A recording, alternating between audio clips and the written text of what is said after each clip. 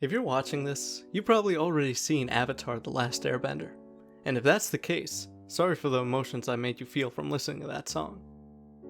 Leaves from the Vine is a memorable tune for a reason. Today, we're going to be talking about Iroh. More specifically, Iroh and fatherhood. In the 15th episode of Season 2, The Tales of Ba Sing Se, we get a few mini-stories surrounding the cast.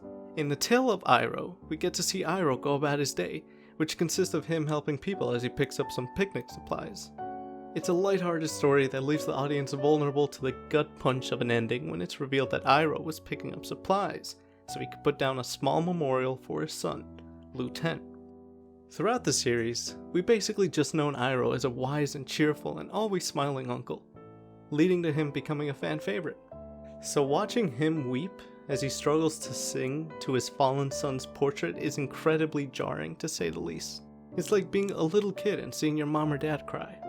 This episode is highly regarded by fans as one of the best in the entire series. And this scene is one of the most powerful and moving scenes in any story, in my opinion. Again, that's the reason why just hearing those first few somber notes is enough to induce heartache. Great fiction reaches its peak when it pulls us in and makes us care about characters that never ever existed. Characters like Iroh and his nephew, Prince Zuko. Zuko, in my mind, has without a doubt the absolute best redemption arc in any work of fiction. However, he didn't turn out the way he did by himself. It was Iroh who was able to help lead him there, and he was only able to do that after changing himself following the death of Lu Ten. Iroh became a great father figure for Zuko due to his own failings as a father to his son. Going back in time a bit, Iroh was the general that led the siege of Ba Sing Se. Being the firstborn son of Fire Lord Azulon, Iroh bought into the whole Fire Nation propaganda. The Fire Nation is superior and thus knows what's best for the entire world. In reality, the Fire Nation wasn't exactly known for their altruism and kindness. It stands to reason that back then, General Iroh was more like his family, fierce and unforgiving. This is demonstrated to us when he himself jokes about burning Ba Sing Se down. I hope you all may see it someday, if we don't burn it to the ground first. It was his dedication to the Fire Nation and to the war that led him and his army to breach Ba Sing Se's outer wall and push their way in to try to take the next. However, during the siege, his only son fell in battle. Devastated and deprived of any hope, alongside the dwindling soldier morale, General Iroh withdrew his army on the 600th day. Iroh was broken. He had lost his entire immediate family. This is amplified by a popular theory that Iroh's wife died during Lu Ten's birth. She isn't mentioned at all anywhere in the series, on screen, or in the comics. It also explains why she doesn't appear in Iroh's flashbacks with Lu Ten. If this is truly the case, it only emphasizes the pain Iroh went through.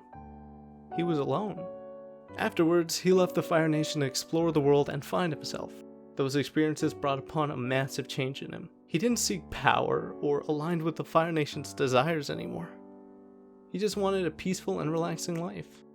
Iroh already went through his character arc long before the events of the first episode. He is at peace with his life, which is depicted perfectly in this scene.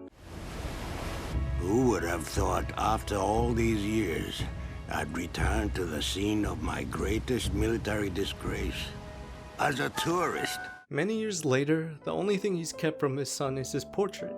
A portrait with text that roughly translates, "To General Iroh. See you after we win the war. Your loyal son, Lu Ten." I shudder to even think about how he could have turned out for the worse instead. It would have been so easy for him to give in to hate and to anger, for him to have made good on his aforementioned joke and actually burn Ba Sing Se to the ground, just to avenge his son. Using this loss to fuel his already great strength, it could have led him down a road where he overshadows Ozai and becomes Fire Lord Iroh instead. Fortunately, this never came to be, and he followed his own wisdom. You must never give in to despair. Allow yourself to slip down that road and you surrender to your lowest instincts. In the darkest times, hope is something you give yourself. That is the meaning of inner strength. These lessons allowed him to take on a fatherly role to a young, hot-headed, and angsty Zuko. Overall, being a good father figure goes hand in hand with traits derived from positive masculinity, and Iroh is the spitting image of that. Iroh is supportive of Zuko, to an extent. He always looks out for Zuko's best interest and tries to steer him towards it. Iroh knows that capturing the Avatar is not the path that Zuko must take. Despite how many times Zuko says it's the only way he can regain his honor, Iroh knows that's not the case. In fact, capturing the Avatar would do more harm than good to Zuko.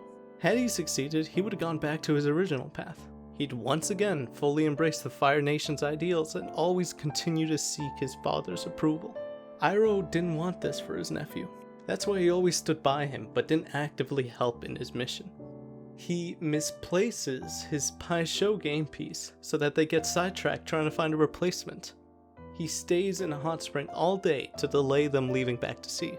His most transparent act of sabotage is that, aside from the second episode, he doesn't actively help Zuko capture Aang. Like when it was Zuko and June versus Team Avatar.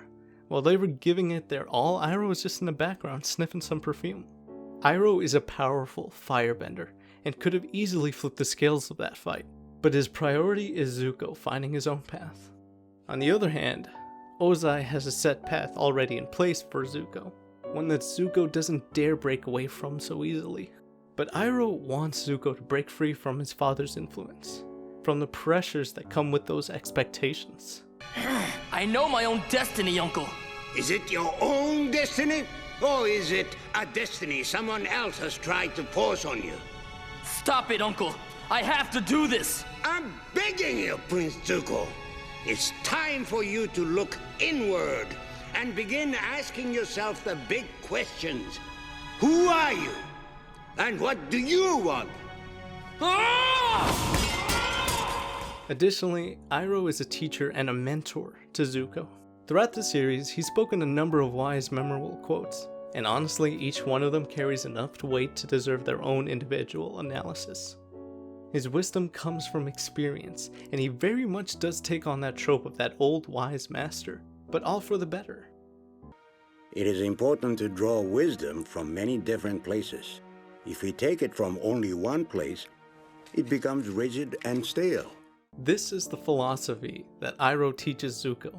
He tries to get him to think outside the firebender mentality and explore other perspectives. He passes on to him how to redirect lightning, a skill he knows because he studied the ways of waterbenders. Zuko doesn't get it at first, but later on this knowledge saves Zuko's life during the confrontation with his father. Every single sentence, every single insightful word that Iroh shares with Zuko is meant to teach and guide him. You must let go of your feelings of shame if you want your anger to go away. But I don't feel any shame at all. I'm as proud as ever. Prince Zuko, pride is not the opposite of shame, but its source. True humility is the only antidote to shame. Once again, Iroh's own personal arc has already been completed. Now his purpose is to aid his nephew in completing his, no matter how many times Zuko brushes him off. Please sit. Why don't you enjoy a cup of calming jasmine tea? I don't need any calming tea! I need to capture the Avatar! Furthermore, Iroh is arguably one of the strongest of firebenders. This is because he lives by an ideal that the rest of the Fire Nation has forgotten. Firebending's true source comes from the breath. Most draw their strength through their hate, effectively weakening themselves. Such as when Zuko joins Team Avatar and can firebend at first. He no longer uses hate as his fuel, so he's lost his source of power. Even with how powerful Iroh is, he tends to seek out more peaceful and diplomatic solutions to conflict. He doesn't use that strength unless he absolutely has to. The few times where he does are all for good reasons. To protect the Moon Spirit from General Zhao, to protect Zuko from Azula's betrayal, to help Aang escape from Zuko and Azula. And when he returns to Ba Sing Se again, he's not there to conquer and attack it, but rather liberate the city from the Fire Nation's clutches. Overall, Iroh uses his strength for good, as opposed to his brother. Ozai is the poster child for megalomaniacs. strength and power are all that matters to him. He's the one that's made the case to their father that Iroh was unfit to be next in line to rule. And when Azulon tried to punish him for that treachery, Ozai was willing to kill Zuko, his own son, just to appease his father. And the only reason he didn't go through with that was because Zuko's mother, Ursa, came up with a plan to kill Azulon so that he could be named Fire Lord right away. As ruler of the Fire Nation, he continued the war to set out their control over the world. He recused himself of the Fire Lord title only to become the Phoenix King, self-proclaimed ruler of the world. He planned to use Sozin's comet to burn down the entire Earth Kingdom. He believes that kindness is a weakness. So when Zuko talks out a turn at a war meeting, protesting a plan to use new army soldiers as cannon fodder, Ozai challenges him to an Agni Kai. When Zuko refuses to fight, Ozai scars and banishes him. Ozai is absolutely everything that Iroh isn't, and he is what he wants Zuko to never become. Moreover, and most importantly, Iroh shows Zuko pure unconditional love. Iroh cares about Zuko in a way that no one else in his life does. Even after Zuko betrays him and Iroh gives him the cold shoulder, Iroh still tries to guide him back to the right path. And when he finally does, he embraces him and completely forgives him. How can you forgive me so easily? I thought you would be furious with me. I was never angry with you. I was sad because I was afraid you lost your way. What matters to him isn't the bad that Zuko's done, it's the good that he has and will do. That's what he wanted all along. Zuko is pretty much the only reason Iroh stayed with the Fire Nation as long as he had. He would have probably made his tea shop dreams come true a lot earlier had Zuko not needed his guidance. Unlike Ozai, who physically scars and banishes his own son, Iroh is present and involved in Zuko's life. He's there to see him grow and change as a person. And Iroh, as a person, lives to help. It doesn't matter who. From the people he encounters in Ba Sing Se, to Toph, to Aang, to Korra, it's just who he is. When you consider all that he does, the words he says to Lu Ten become so much heavier. If only I could have helped you. This is the reason Iroh is the way he is. He feels like he failed his son. It's safe to assume that just like when Iroh was general, Lu Ten followed the Fire Nation doctrine to heart. It was General Iroh that initiated the siege of Ba Sing Se, where his son perished. It is because of him and his war that his son died. He couldn't help him, so he dedicated his life to helping as many people as he can try to make up for that. This is why he took Zuko under his wing. He sees Zuko as his son. Iroh's efforts pay off when Zuko ultimately follows the path his son never got the chance to. When Zuko confronts his father, he makes this statement. After I leave here today, I'm gonna free Uncle Iroh from his prison, and I'm gonna beg for his forgiveness. He's the one who's been a real father to me. It is also during this confrontation that Zuko uses Iroh's teachings to redirect his father's lightning attack. However, he doesn't redirect it straight back at him. He takes that discipline from Iroh and refuses to fight. This contrasts with the Agni Kai where Ozai fought a 13-year-old Zuko.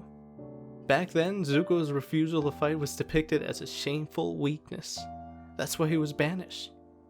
Now, he shows strength by walking away and literally turning his back on his father and the Fire Nation. He leaves to join Team Avatar. Iroh had done it. None of that would have been possible without him. We, as an audience, relate to this tea-loving man so much because he's the definition of a great father figure. For some, he reminds us of someone we know. For others, he is someone we wish we could have known. In the end, Iroh may not have been able to help his one son, but he was able to help his other.